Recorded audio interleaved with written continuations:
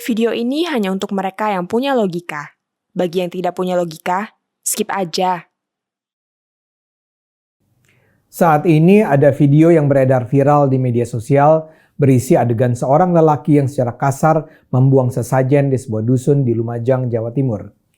Ada dua video yang beredar dengan durasi 30 detik dan 20 detik.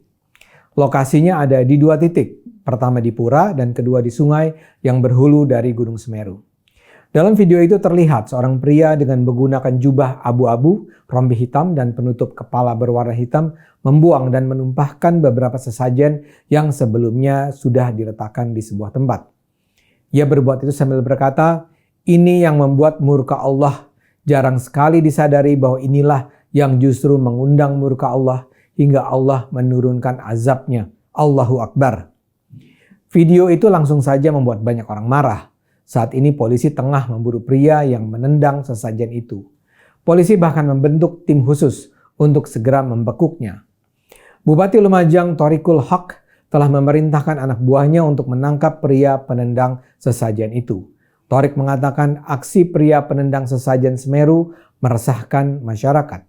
Dia memastikan bahwa pria yang menendang sesajen itu bukan warga Lumajang.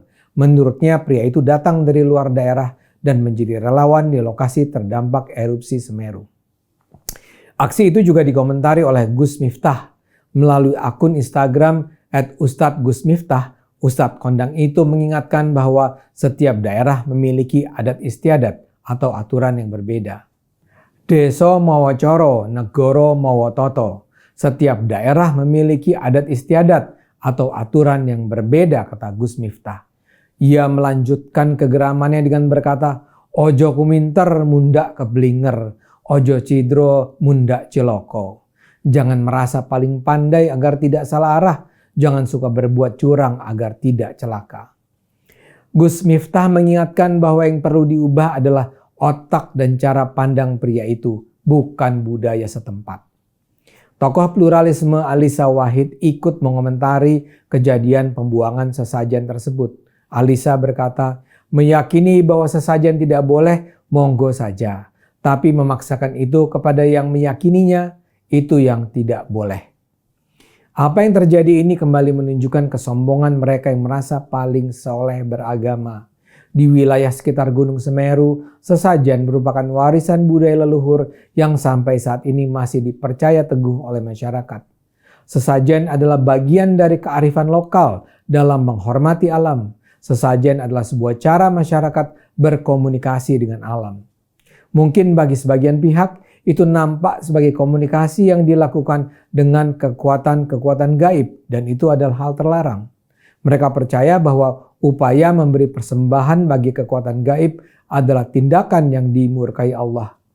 Pria yang melakukan aksi itu mungkin merasa ingin menjalankan agama Islam secara kafah, secara total. Pria itu merasa berkewajiban untuk menolak segala sesuatu yang tahyul, mengada-ada, dan menduakan Tuhan. Dan karena itu ketika ia melihat bahwa ada sesajen di lokasi bencana, dia langsung menganggap sesajen itulah yang menyebabkan bencana. Sang pria tentu saja punya hak sepenuhnya untuk menganggap bahwa tindakan memberi sesajen adalah tindakan syirik.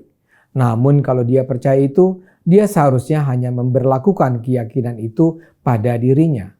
Dia boleh saja melarang dirinya untuk memberi sesajen, tapi dia seharusnya menghormati hak azazi manusia orang lain untuk percaya bahwa sesajen adalah sebuah cara untuk mencegah bencana lebih jauh. Itu adalah prinsip dasar dalam penghormatan hak azazi. Setiap agama memiliki keyakinan masing-masing, dan setiap agama memiliki keyakinan tentang cara berkomunikasi dengan hal gaib.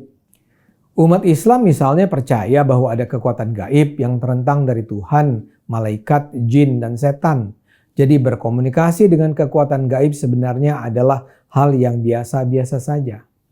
Dalam hal ini yang sebenarnya dilarang dalam Islam adalah menyembah sesuatu di luar Tuhan. Jadi seharusnya bahkan dalam konsepsi Islam memberi sesajen pada kekuatan gaib di sekitar Semeru bukanlah sesuatu yang harus dianggap membuat murka Allah. Tapi kalaupun memberi sesajen kepada kekuatan gaib itu memang dianggap bertentangan dengan ajaran Islam, pria itu tetap tidak punya hak melarang keyakinan mereka yang memberi sesajen. Kita yang hidup dalam masyarakat beragam memang harus belajar menghargai keyakinan yang mungkin berbeda dengan apa yang kita percaya. Ini persis seperti cara pandang orang beragama lain tentang Islam. Bagi sebagian orang non-Islam, praktek orang Islam mendatangi Mekah setiap tahun, berlari-lari dan berdesak-desakan di depan Ka'bah, berusaha mencium Hajar Aswad dan seterusnya akan nampak sebagai hal yang mengada-ada dan bahkan mungkin seolah menyamakan batu hitam itu dengan Tuhan. Sebagian bahkan mungkin menganggap bahwa kehadiran umat Islam di negara mereka telah membawa malapetaka dalam bentuk peningkatan konflik, peperangan, atau juga memburuknya lingkungan. Tapi itu tetap tak bisa dijadikan alasan untuk melarang ibadah haji atau migrasi Muslim ke negara mereka. Dalam masyarakat beradab, menghargai keyakinan orang lain adalah kewajiban. Umat Islam ingin agamanya dihargai, namun umat Islam juga harus menghargai agama dan keyakinan orang lain. Hanya dengan cara itu, kedamaian dan kesejahteraan dapat kita capai. Ayo gunakan akal sehat, karena hanya dengan akal sehat, bangsa ini akan selamat.